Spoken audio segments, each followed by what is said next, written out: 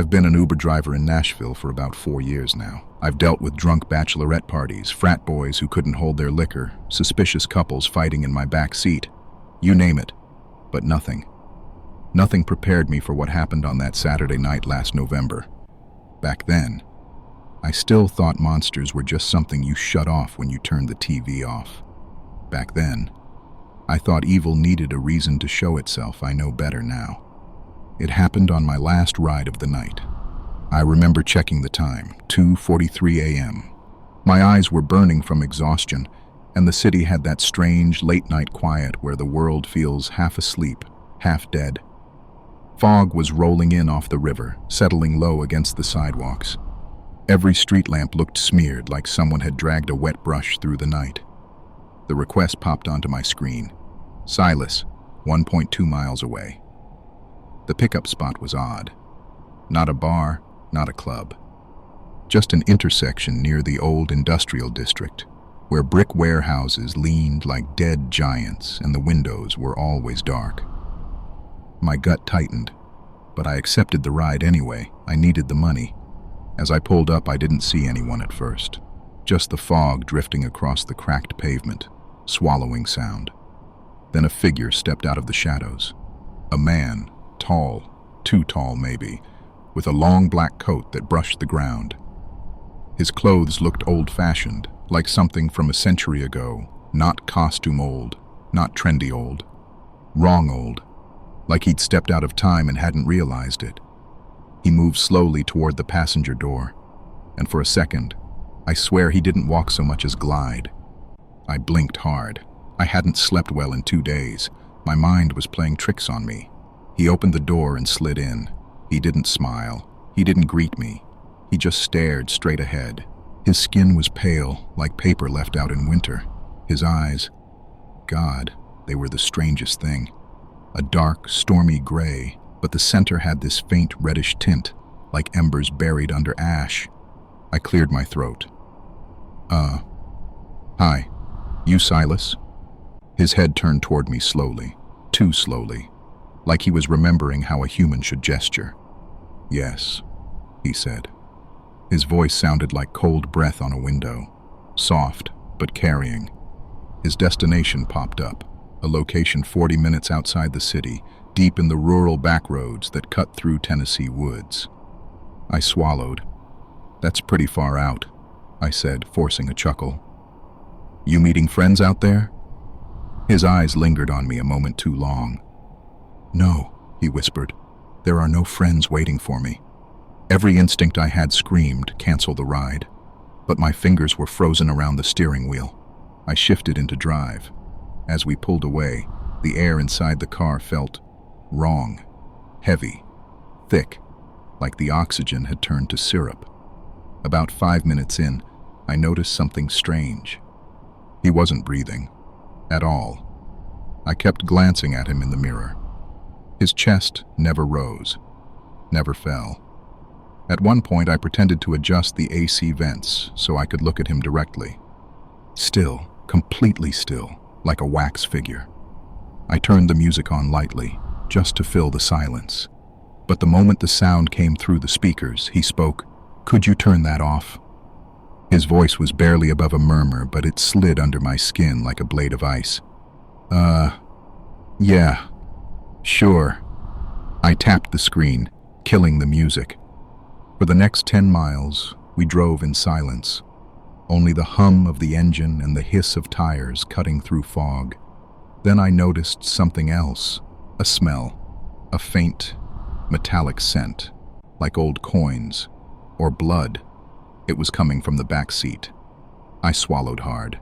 You, coming from a Halloween thing or something? I asked, my voice trembling more than I wanted. Silas tilted his head as if considering the question. "No," he said. "I've been hunting." I gripped the steering wheel so tight my knuckles went white. "Hunting? Like deer?" I asked, forcing a laugh that sounded pathetic. He leaned forward. His breath brushed the back of my neck, cold as winter air. "No," he said, voice low. "Not deer." A beat of silence. Something far more satisfying. My pulse hammered. My palms were slick with sweat. I wanted to ask what he meant. I wanted to pull over and run. I wanted to call the cops, my boyfriend, anyone. But I couldn't move. My body felt trapped in the seat, as if his words were roots, wrapping around my limbs. When I glanced at him again, his eyes were glowing faint red in the mirrored reflection. Not a trick of the lights, not a reflection, not exhaustion, glowing. He noticed me looking, and he smiled for the first time. It was the worst thing I'd ever seen. A slow, widening smile that pulled back too far, revealing teeth that were a little too long, a little too sharp. Not fangs exactly, not yet, but close. "I'm very hungry," he murmured. My breath caught in my throat. The road ahead was swallowed by darkness. The GPS indicated we were heading into a stretch of woods where cell service always died, and I was locked in a car with something that wasn't human. That was when I realized something horrible. When we'd left the city, when I'd checked my mirrors, I hadn't seen his reflection, not in the window, not in the rear-view mirror, not anywhere. Silas leaned closer, whispering, "Don't worry. If I wanted to kill you, you'd already be dead." But the way he said it made me realize he wasn't reassuring me. He was savoring the fear. The car rolled deeper into the woods. The fog swallowed the last traces of city light. The night closed around us like a coffin, and the real nightmare was only beginning. The farther we got from Nashville, the more the world seemed to hollow out. Streetlights vanished behind us. The fog thickened, curling between the trees like pale fingers reaching across the dark. My phone buzzed with a weak signal warning. I felt my stomach drop. Silas sat motionless in the back seat, his pale eyes fixed on the road ahead. He hadn't spoken since he'd told me he'd been hunting. His stillness was unnatural, like he wasn't just sitting, but conserving something, holding it in reserve. Every instinct I possessed screamed to turn around, but instead, my brain clung to logic as if it were a lifeline. "He's just weird," I whispered to myself. "People can be weird at 3 a.m. But the lie didn't comfort me, because there was one thing I couldn't explain away, and it had been gnawing at me ever since I'd noticed it. He still wasn't breathing. Not once, not even the slightest rise of his shoulders. The GPS told me to continue straight for another 15 miles. That road was nothing but woods and old farmland, half of it abandoned. I swallowed. "You, live out this way?" Silas tilted his head slowly, as if the question confused him. "I stay where it is quiet," he said at last, "where the night is unbroken." He paused. "Where I am? Not disturbed." I forced a smile into my voice. "Well, hey, at least it's peaceful." Silas leaned forward slightly. His voice drifted into my ear like smoke. "Peaceful," he repeated, "until something enters the darkness that shouldn't be there." The hairs on the back of my neck rose, my knuckles tightened around the wheel. A deer darted across the road suddenly, and I jerked the wheel, swerving. My heart jumped into my throat. Silas didn't move, not an inch, not even when the car jerked violently. "Careful," he murmured. "Some creatures prefer their prey frightened before the end." I almost asked him what he meant, almost. But my mouth had gone dry, and part of me didn't want to know. We drove for another few minutes before something came into view on the side of the road. A stranded car, headlights still on, driver's door open. I slowed down instinctively. A woman stood in the ditch, waving frantically. "Oh my God," I breathed. "She needs help." But before I could even fully stop the car, I felt a cold hand clamp down on the back of my seat. "Keep driving," Silas whispered. His voice wasn't loud, but it vibrated through me like a physical force. My breath caught. "What? She's stranded. Keep driving." His hand tightened. Cold, unnaturally strong. "I won't hurt her," I said, trying to keep my voice steady. "I'll just roll down the wind." He leaned closer, and I felt the air in the car change, thinning, chilling. "She is already dead." My blood froze. What? What are you talking about? Silas didn't blink. She has been dead for 3 minutes. I stared at her through the windshield. The woman was still waving, still yelling silently. No, no, she's alive. She's right there. Silas's head tilted. Her throat was torn open. She is only standing because the nerves have not finished dying. My hands began to shake uncontrollably. And then, the woman stopped waving. Her movements stuttered. Her head twitched upward, revealing blood, a dark smear across her neck. Her shirt soaked through. She collapsed sideways into the ditch. I gasped, slamming the gas pedal without meaning to. The car lurched forward, the woods swallowing the scene behind us. My heart hammered. I could barely breathe. What the hell did that? I whispered. Silas smiled faintly. A hungry one. For the first time since the ride started, something like emotion flickered across his face. Not fear, recognition. Another of his kind out here, close. I kept driving, tears welling. I couldn't go back. I couldn't help her. It was already too late. After another mile, a notification popped up. GPS signal lost. The map went blank. Come on, I muttered, tapping the screen. Silas leaned back slowly, his voice softened to a cold hush. You don't need it. What does that mean? I whispered. He didn't answer. He simply raised one pale hand and pointed ahead into the dark road swallowed by the trees. Just keep driving straight, he murmured. I will tell you when to turn. I swallowed hard. I didn't want to trust him, but I didn't have a choice. The woods were endless. The road was empty. The night felt alive around us. After a few minutes of silence, he spoke again. You're afraid of me, he said quietly. I didn't answer. You should be, he added. A tremble rippled down my spine. But, he continued, if I wanted you dead, your heart would already be cooling. My pulse jumped. Every instinct screamed that this wasn't reassurance. This was the way a predator toyed with a trapped animal. He watched the trees blur by in a dark smear. You smell different from the others, he said suddenly. Not like the ones I've hunted. Not like the ones I've drained. I gripped the wheel so hard my fingers hurt. He inhaled deeply through his nose.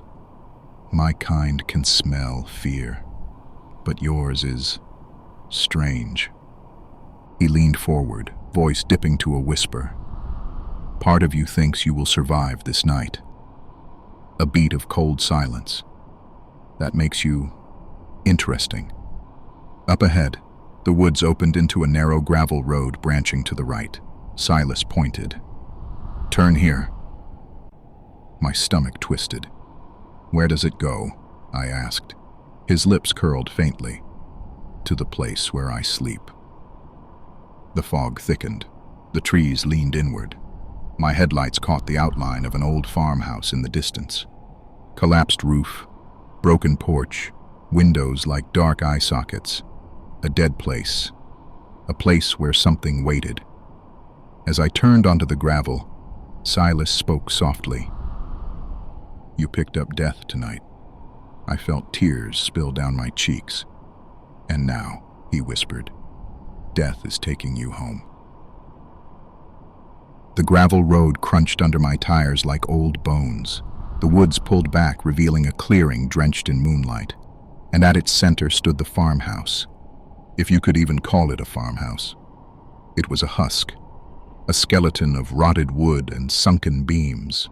The porch sagged like something had been chewing at its legs. The second floor leaned at an angle that made my stomach twist, like it was bowing toward us, and every window was black. Not dark, black, like the glass didn't reflect light at all, like it absorbed it. Silas leaned forward slightly. This place was alive once, he murmured, but everything dies eventually. The car slowed to a crawl as we reached the edge of the clearing.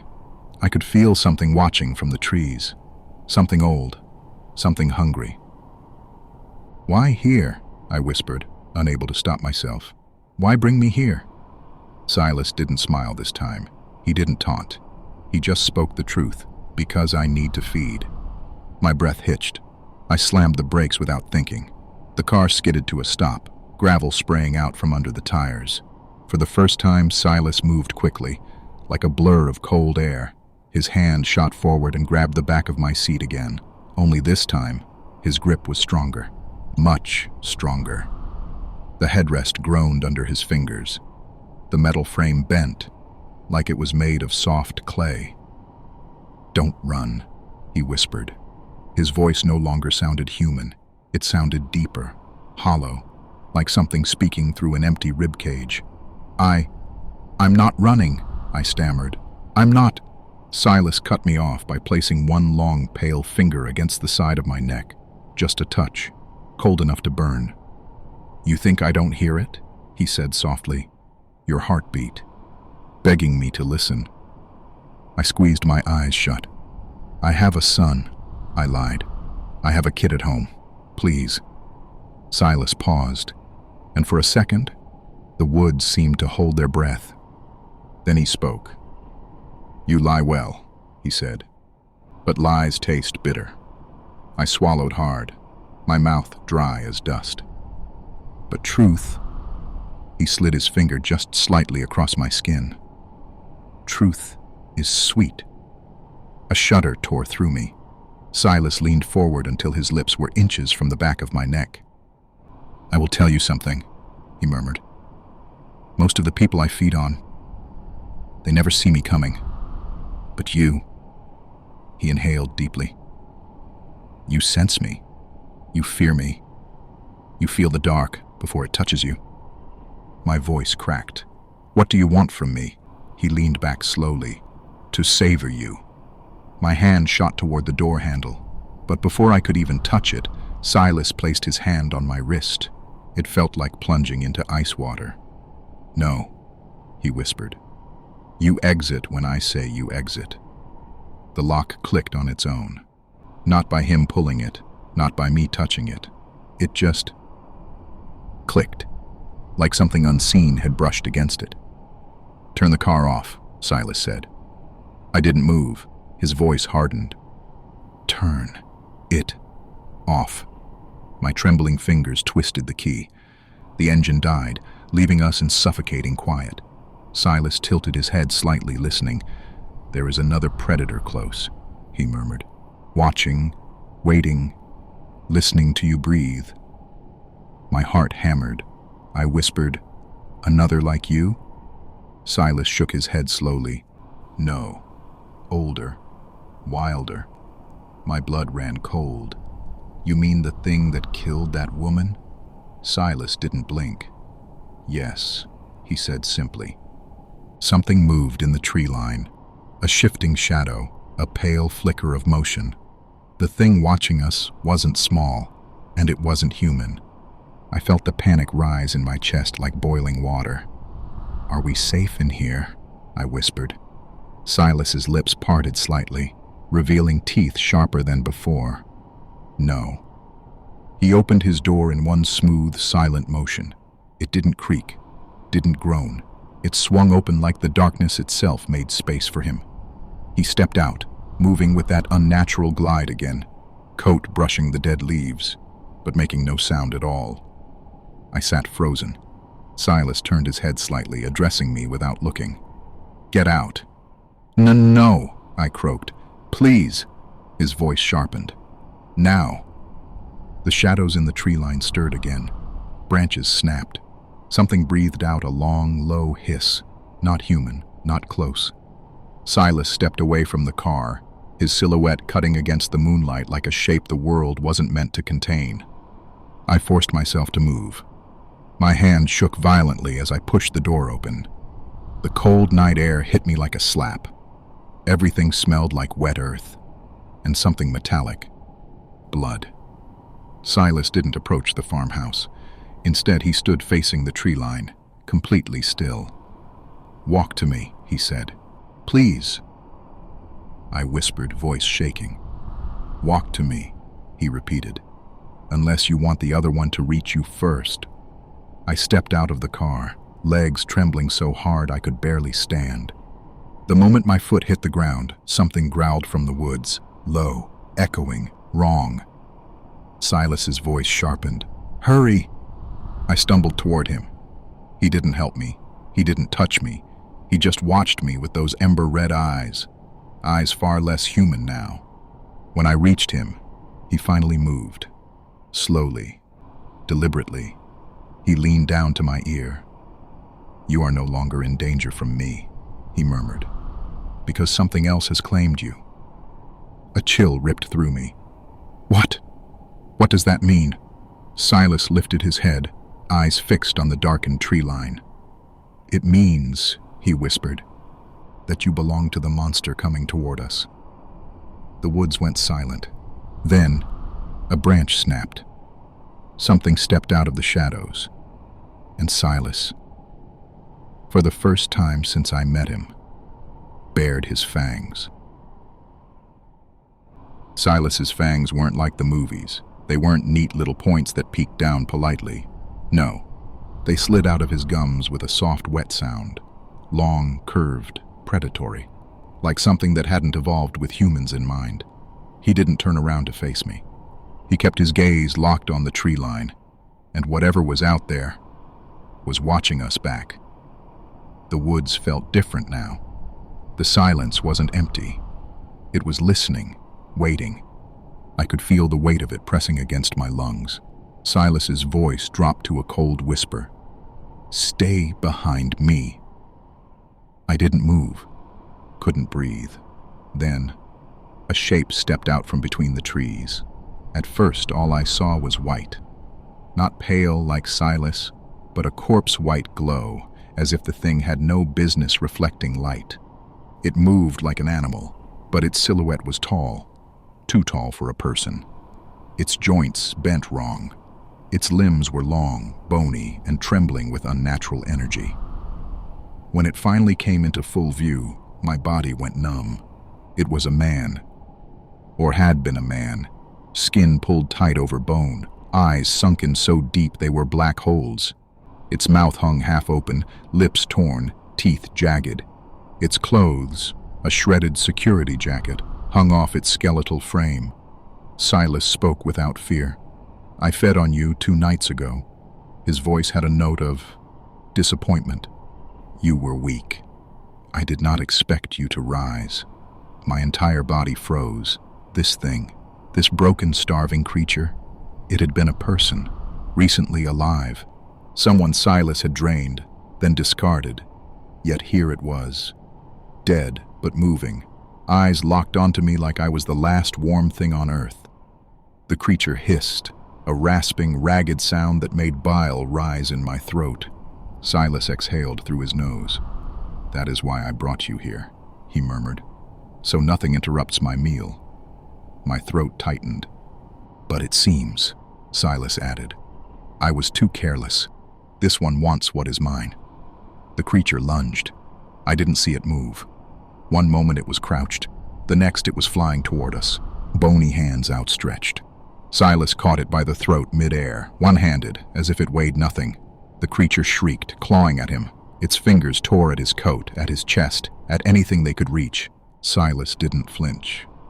"Pathetic," he hissed. He tightened his grip. There was a crack, loud, sharp, final.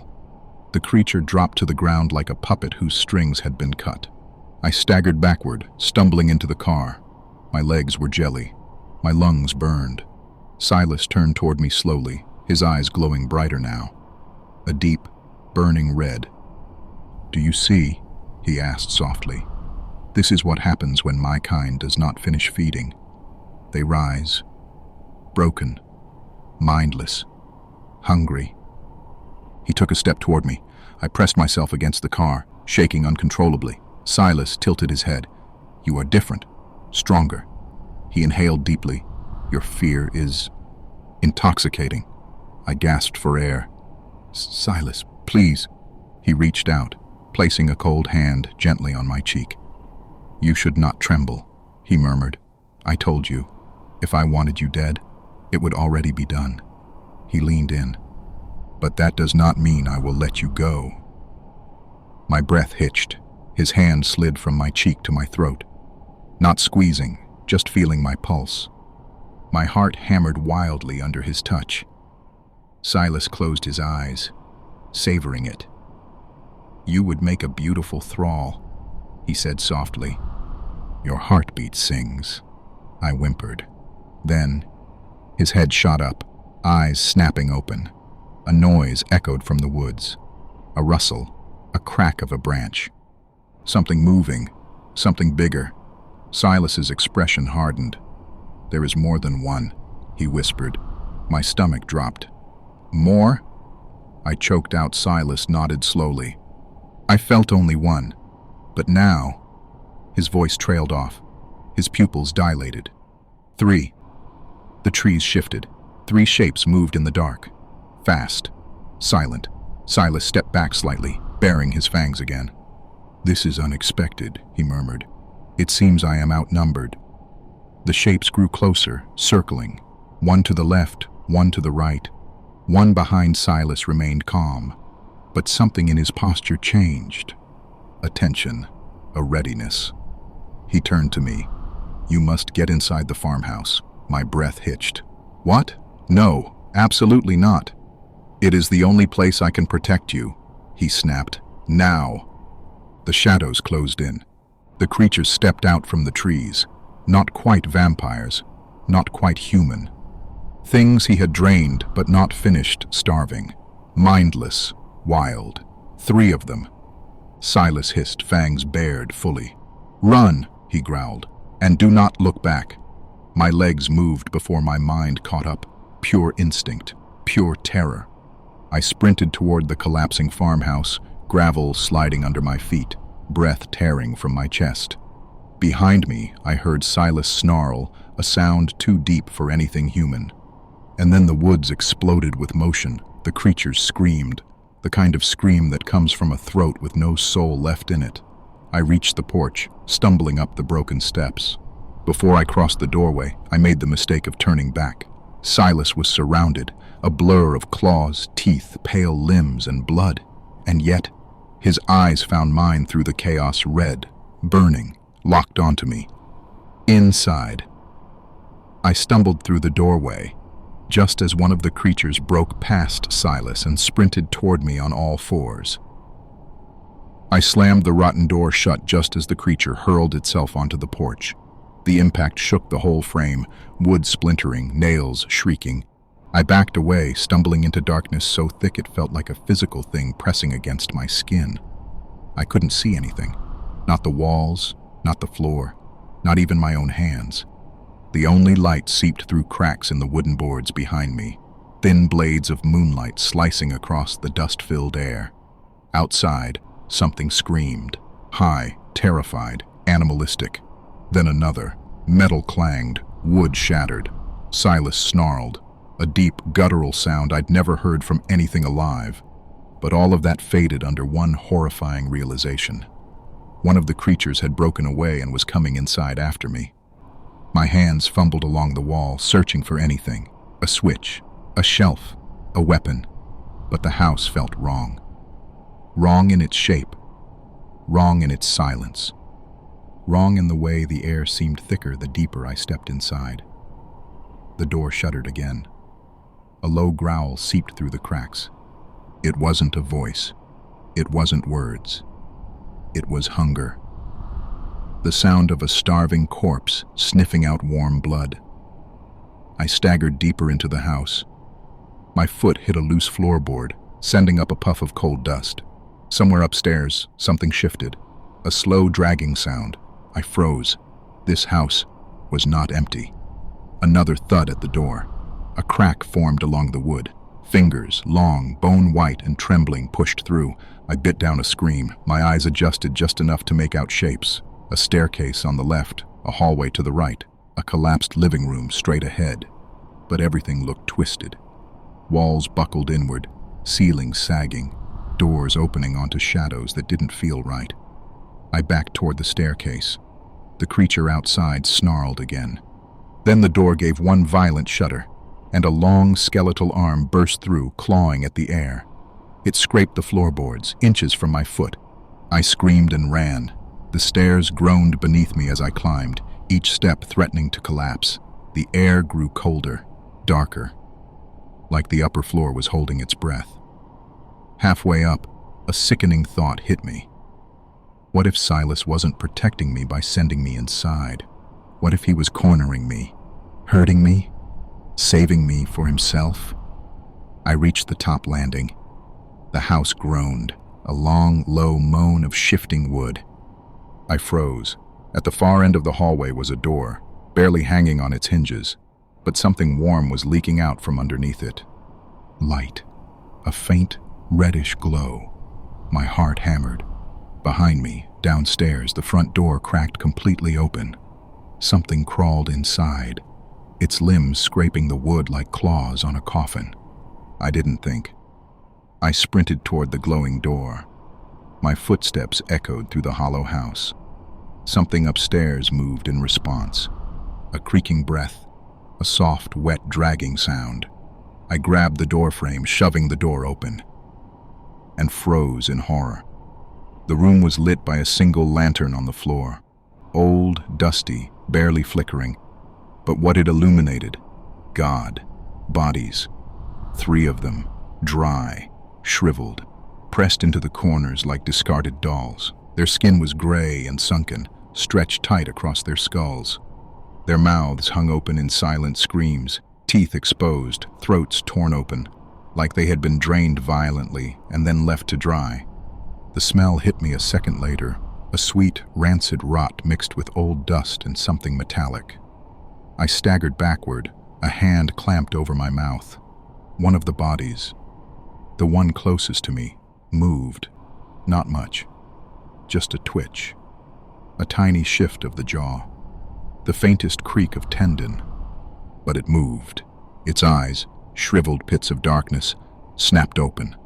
I choked on my own breath, because what stared at me from that hollow skull was not human. It saw me. It smelled me. And then, its lips peeled back, slowly, silently, into a smile made of dried, cracking flesh and needle-sharp teeth beneath. The dried corpse's smile kept widening until the corners of its mouth split, opening like cracked leather. No sound, no breath, just that awful stretching grin. I stumbled back into the hallway, nearly slipping on the warped boards. Behind me, downstairs, something heavy crawled fully into the house, each movement shaking dust from the ceiling. I heard it sniff the air, searching, finding, prey, me. I turned back toward the room just as the lantern flickered. The shriveled corpse lifted its head in a jerky, puppet-like motion, its jaw cracked open wider, much wider, too wide. A long, rattling breath scraped out of its throat, the first sound it made, the death rattle of a thing that shouldn't be able to breathe. I froze. Its neck rotated with a sickening series of pops until its face pointed straight at me. Then the second body twitched. Then the third. One by one, their heads rose, brittle joints crackling like dried twigs, their empty eyes locked on me. And all 3 smiled. I backed away from the doorframe. Hard. The floor creaked loudly beneath my heel. All 3 corpses responded instantly. Their heads snapped in my direction at the same exact moment, like 3 wolves scenting fresh blood. No, I breathed. They moved. Not fast, not yet. More like spiders waking up. Arms stiff, legs cracking, bodies dragging across the floor one bone at a time. The closest one reached the lantern. Its hand, shriveled skin stretched over black bone, slapped down on the floor, nails splintering the wood. I turned and ran. The hallway seemed longer now, longer than it should have been. Like every step I took stretched it further. The walls groaned around me, boards bending inward, the house tightening like a throat preparing to swallow. From downstairs, the creature that broke inside began climbing the steps. Slow, rhythmic, each step a wet, dragging thump. Thud, drag, thud, drag. The corpses behind me weren't silent anymore. Their joints snapped louder. Their limbs scraped faster. Their cracked mouths released faint, gurgling breaths, empty lungs trying to remember how to fill. I reached the far end of the hallway, grabbing blindly for anything, any door, any escape. My fingers found a small closet door. I yanked it open. Only darkness. A deep, suffocating darkness that felt wrong even compared to the rest of the house. Like something soaking wet was standing inside it, waiting to be touched. I slammed it shut. Behind me, the dead things crawled faster, their breaths rattling like broken windpipes, their fingers tapping along the floorboards like skeletal spiders. I threw myself into the second room on the left. This one was darker, but not dead.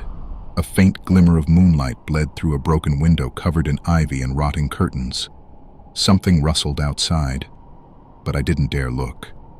I shut the bedroom door quietly, pressing my back against it, trying not to pant. Down the hall, the corpses reached the landing. I heard them crawl into the doorway of the lantern room. Then, they began whispering.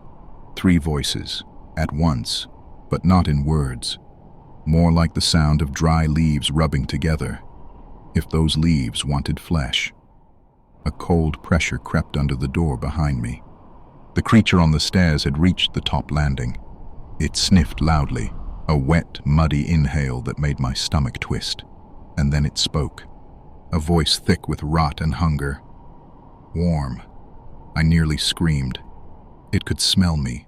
Through the door, through the walls, through anything. I pressed a shaking hand over my mouth. If I made one sound, if I made one breath too loud, everything in this house would come for me at once. I crouched in the bedroom, pressed against the door, every nerve screaming as the long, bone-white fingers of the creature outside dug through the crack. Its breath was foul, wet, smelling like rot and metal, and it hissed. Warm. My body froze, every muscle locked in terror.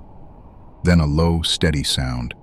Something alive, something human, but not like anything I'd ever heard, echoed from the front door. A rhythm. Heavy boots, controlled, confident. Silas. The hallway creature froze mid-hiss. The sound of movement came from the stairs first, the old floorboards groaning under his weight. The air shifted when he appeared.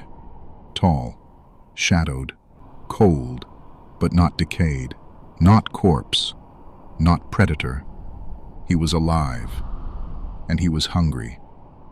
But his hunger wasn't for me. He was hungry for them. The creature in the hallway hissed and lunged at the bedroom door, its nails scraping madly across the wood like it was tearing the house itself apart. And Silas moved, 1 step, 2. In an instant he was in the doorway, his hand slicing through the creature's long clawed fingers. A wet snap echoed. The thing shrieked, high, sharp, and unholy, backing away. I could see him now. Silas, eyes glinting pale like moonlight through ice, moving with impossible speed. He struck again.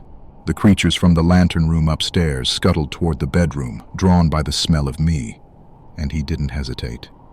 Silas moved like a shadow dancing across the walls. His fists struck with terrifying precision. Bones snapped. Screams erupted. One corpse thing tried to leap on me, and he caught it mid-air, twisted its arm, yanking it back. The thing howled, shriveled flesh tearing, and he flung it across the hallway like it weighed nothing. The hallway creature screeched and lunged again. Silas's hand shot out, a blur, and slammed into its chest. The long, spindly bones cracked under his grip. It hit the floor with a wet thump, writhing like it had been broken in 10 places at once. And he didn't stop. The upstairs corpses attempted to converge. He slid under the railing, sweeping one into the wall with a violent twist. Another he slammed against the floor, its shriveled head cracking open. All the while, I huddled in the bedroom, shaking, watching as my would-be hunters turned into prey. He glanced at me for a brief second, a flicker of his cold, piercing gaze, and I felt an odd, terrifying reassurance. He wasn't here to eat me. He was here to protect me. The creatures hissed, scrambled, and attacked in unison. Silas danced through them like water through rocks. Strikes precise, movements fluid, inhumanly strong. The tall, clawed thing outside the bedroom tried one last desperate swipe at me, and Silas struck it down. A sickening crack. The creature collapsed. Silence fell over the hallway, heavy and suffocating. He turned slowly to me. His pale eyes were sharp, cold, and unwavering. "You stay here." His voice was calm, terrifyingly calm. "They wanted you, but I won't let them take you. Not tonight. Not ever." And for the first time in what felt like hours, I could finally breathe, because Silas had stepped into the house, and anything that threatened his hunt died for it. The house settled into an awful stillness, heavy as soil over a grave. I stayed huddled against the bedroom wall, every breath shaking in my chest. Downstairs, I could hear Silas dragging the dead creature across the floorboards, its bones clicking, its loose flesh slapping the wood. He wasn't in a hurry. Predators never rush when they've already won. A low thud echoed beneath me, then another, then gnawing, wet, deliberate, sickening. He was eating. My stomach twisted, bile rising. The house was too quiet, except for him, except for that feeding. And then his voice drifted up the stairs, calm as a man finishing dinner. "You're breathing too fast." I froze. "I can hear your fear from down here," he murmured. "Come out." "No," I whispered before I could stop myself. Silence. Then, floorboards popped, weight shifted. He was coming back up. Slowly, intentionally, step by step, announcing himself. Thud, thud, thud. My pulse hammered so loud I could barely hear anything else. The hallway came alive with faint noises, the twitching remains of the broken corpses, involuntary spasms of dead nerves. Their broken fingers scraped weakly along the floor like they were still trying to crawl away, but they weren't moving from Silas. He stood in the hallway, a tall silhouette smeared with blackened blood that reflected the weak moonlight. His pale eyes glowed faintly in the cracked darkness. His voice thickened with something primal. "Do you know how long I've been hunting you?" My throat closed. I couldn't speak. He took a single step toward the door. The floor creaked like it was trembling too. "I've watched you for weeks," he continued. "I cleared out the towns leading here. I starved myself for the taste of you. And then he kicked the mangled corpse at his feet, tried to take what was promised. He reached the door, placed his blood-slick hand against it, not to break it, just to rest it there, intimate, possessive. "You're scared of me," he said. "Good. That means you understand." The door crept inward a fraction of an inch, not forced, just opened, by him. He didn't need strength to break it. He needed obedience, and I gave him just enough. His face slipped into the crack, pale skin streaked with drying blood, jaw clenched with something between hunger and restraint. His eyes locked onto mine. "You saw me kill them," he whispered. "You think that means I'm on your side?" A thin, humorless smile curled his lips. "No. It means they touched what was mine." He pushed the door wider and stepped inside. I scrambled backward until my spine hit the wall. He didn't chase. He didn't need to. He knelt in front of me, slow and deliberate, his breath cold despite the heat in his eyes. "You misunderstand my protection," he said, voice low. "I don't save people." A pause. "I save meals." My body went numb. He leaned closer, placing one hand beside my head on the wall. His breath ghosted across my cheek, and I could smell the dark, copper-sweet scent of whatever he'd eaten. "But not tonight," he murmured. His eyes softened. "Just barely. You're not ready. Fear changes the flavor, and I want you perfect." He let the silence hang. Let it suffocate me. Then, "You will go home. You will not speak of this. You will not leave town." He tilted his head, studying the tremor in my hands like it pleased him. "When I'm hungry again, I'll come for you." He stood, straightened his tattered coat, and walked toward the stairs. Halfway down, he paused, turned his head, and said the words that shattered me. "You open the door tonight. Next time, don't make me break it." He descended the last steps. The front door opened without a sound, closed gently, and the house fell silent, not safe, not empty, just waiting. Because Silas had marked it, had marked me. And somewhere out in the dark, beyond the dying streetlights, he was walking, patient, calm, satisfied. Not hunting, not yet, but counting down the days until he was hungry again. Thanks you listening to another frostbitten tale. Please make sure to like, comment, and subscribe.